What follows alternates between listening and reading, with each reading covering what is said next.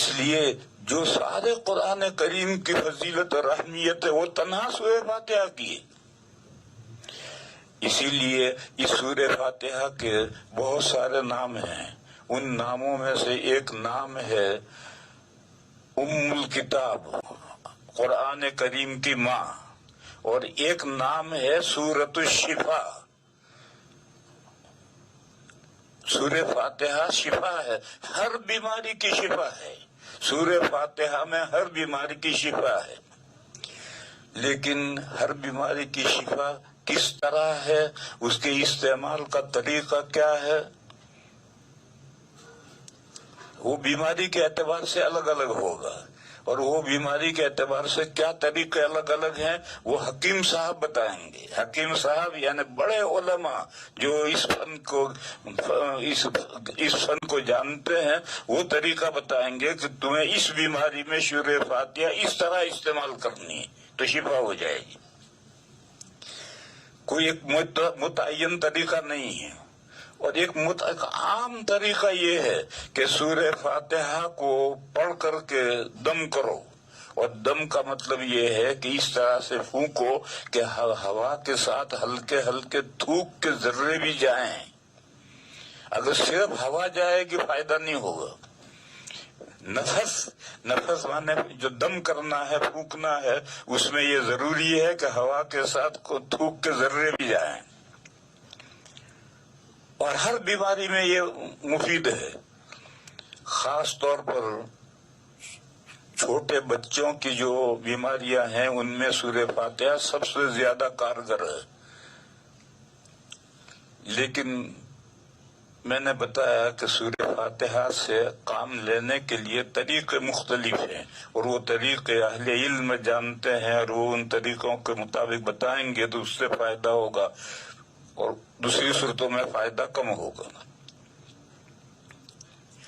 مثال دوں میں، میرے پاس میں ایک بھائی بیٹھے ہوئے ہیں، ان کا بچہ جب حفظ کرتا تھا تو دماغ کمزور تھا، ایک صفحہ بھی وہ قرآن پاک کا یاد نہیں کر پاتا تھا۔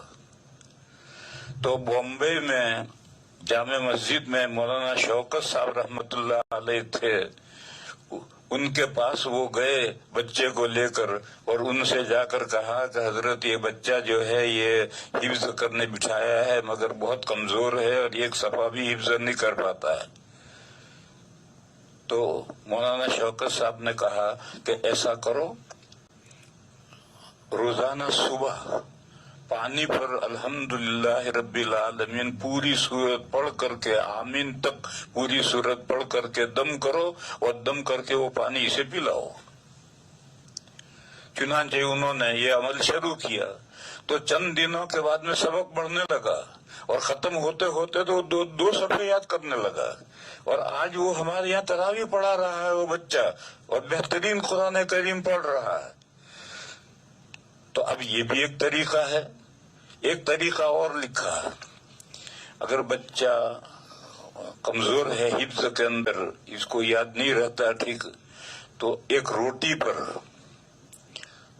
زعفران، مشک اور زعفران ملا کر کے اس کی سیاہی بناؤ، اور ایک روٹی پر پوری سورہ فاتحہ وللضالین آمین تک لکھ کر کے صبح ناشتے میں بچے کو کھلا دو 40 دن پابندی سے، اس کی وہ کمزوری دور ہو جائے گی۔ حدیث شریف میں ایک قصہ ہے، ایک سریہ، چند صحابہ کہیں جا رہے تھے۔ اس زمانے کا طریقہ یہ تھا کہ جب بڑا لشکر چلتا تھا تب تو رسد ساتھ میں لے کر چلتا تھا، لیکن چھوٹے 5-10 آدمیوں کا جو سریہ ہوتا تھا وہ رسد لے کر نہیں چلتا تھا، بلکہ راستے میں جو قبیلے آتے تھے وہ ایک وقت کی دعوت کرتے تھے ان کی، اور دعوت نہ کریں تو رسد بیچیں گے اور خرید کر کے پکا کر کھائیں گے۔ تو یہ سریہ ایک गांव के करीब जाकर रुका और गांव वालों से कहा कि भाई हम मुसाफिर हैं, हमारा पहले मुसाफिरों के गांव वाले दावत किया करते थे, ये तो अब पैसे बहुत हो गए, होटलें हो गई जगह जगह पर, इसलिए अब गांव वाले कोई मुसाफिरों की दावत नहीं करते।